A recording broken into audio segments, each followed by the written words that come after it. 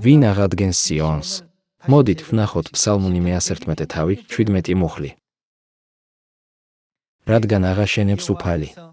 რას ააშენებს ის? სიონს. განახელახლა აშენება ხელახლა მშენებლობას არ ნიშნავს.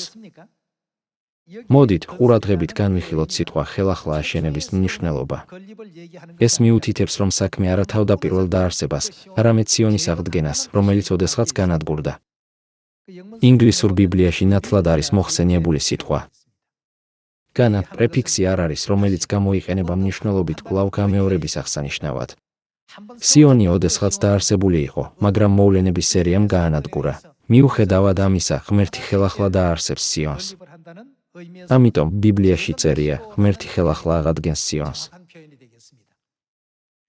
დაწერილია. რადგან აღაშენებს უფალი სიონს, გამოცხადდება თავისი ღირსებით. მაშინ წინასწარმეტყველური თვალსაზრისით, მხოლოდ ვის შეუძლია სიონის ხელახლა აშენება.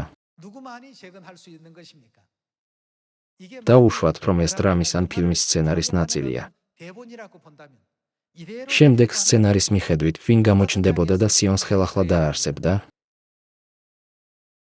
თავად ბიბლია წინასწარმეტყველების წიგნია. ყველაფერი ამის მიხედვით უნდა შესრულდეს. ამიტომ, ამ წინასწარმეტყველების აღსასრულებლად, ღმერთი უნდა მოვიდეს და ხელახლა აღადგინოს სიონი. ნუ თუ არ შეგვიძლია ვთქვათ, რომ მხოლოდ ის ადგილია, სადაც ღმერთი დააფუძნებს ნამდვილი სიონი. რას ამბობს გამოცხადება მე-5 თავი? ნუ თუ ვინმეს შეუძლია ცაში, დედამიწაზე თუ მიწის ქვეშ ამ გრაგნილის გახსნა, ან თუნდაც მასში ჩახედვა. არავინ. შემდეგ ეს ნიშნავს, რომ ბიბლიის 66 წიგნის სწორი ინტერპრეტაცია არ შეიძლება იყოს, მოცემული უფლის მოსვლამდე. რამდენი ბიბლიის მკვლევარიც არ უნდა წამოაყენოს სხვადასხვა თეორია და დაამკვიდროს ყველანაირი სისტემა, ჩვენ ვერასოდეს გადავრჩებით მათი თეორიებით ან სისტემებით.